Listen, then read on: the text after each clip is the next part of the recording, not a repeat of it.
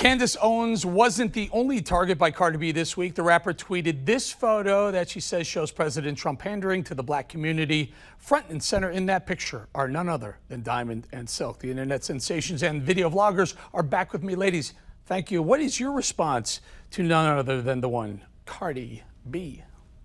Well, you have to understand when you look at Cardi B, you know, Hollywood has bought her. Like, she's been brought up by Hollywood. That's right. You know, she, as a woman, as a black woman, you know, she's representing derogatory, degrading herself and over-sexualizing a fantasy about who she is.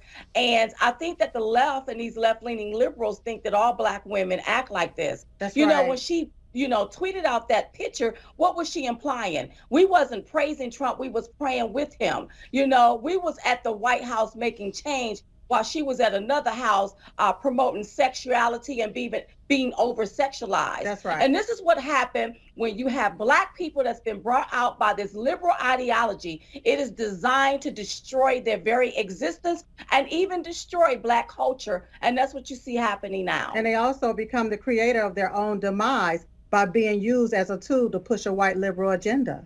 You know, and Silk, let me stay with you for a second. What, you know, the juxtaposition of the two, you have Cardi B, who has some very, very raunchy lyrics and she's very sexualized, and then your group there praying with the president. You couldn't be any more diverse. Well, you couldn't be, but you got to understand when you're ignorant to the fact that there's a difference between praising someone and praying for someone. That's the reason why we call him Jim Crow Joe. Jim Crow Joe sat down with her and didn't sit down with someone that will ask him substantive questions.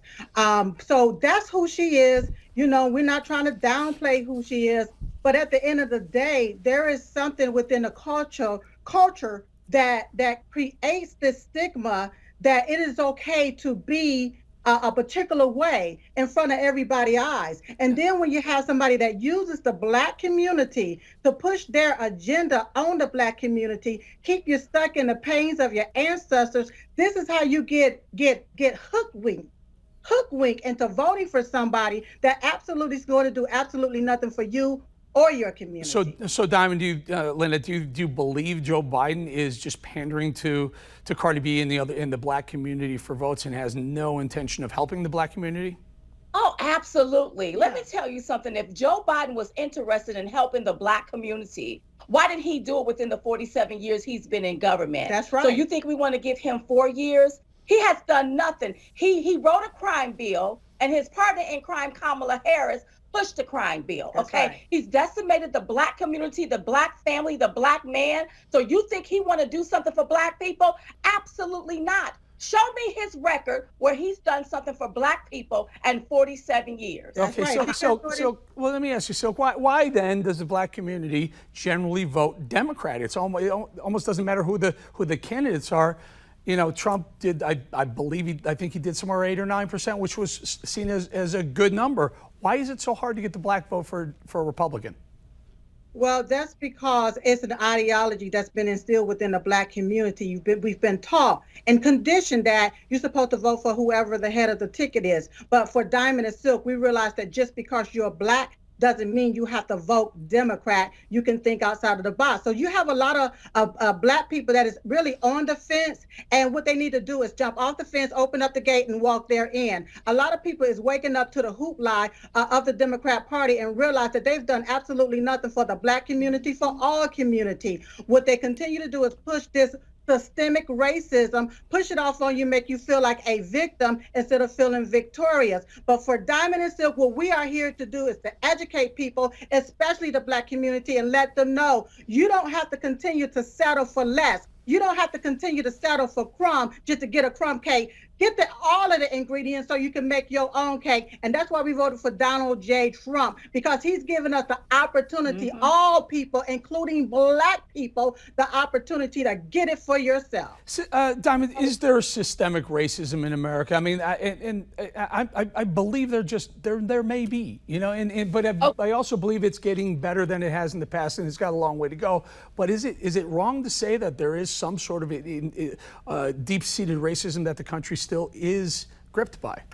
Well, when we talk about systemic racism, it doesn't have anything to do with just skin color. Right. It has a lot to do with the constructs of some of the system that causes ones or others to discriminate against people. And it doesn't mean it's because you're black or it's because you're white. That's right. When we look at affirmative action, that is a form of systemic racism. That's okay. Right. So when we talk about systemic racism, it exists in the constructs, but it's not just geared up, oh, it's black people. No, anybody can be discriminated against. So allow me, let me ask Silk first and then Diamond. This is a very, very touchy, a very sensitive subject. And again, I have to be very careful because I can be held accountable for just about everything I say. I'm going to do this very, very gently. Can African Americans, can black people be racist? Silk, you first. Yes.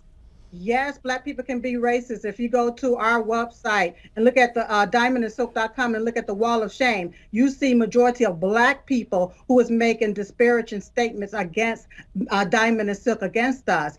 They call us white supremacists and we're two black women. So yes, black people can be racist against his own race. Just look at what's happening right now. When you have an organization, Black Lives Matter, out there in the street, they're still burning down black communities, and they're being used to push this particular agenda. Let me get Diamond in there. Can be.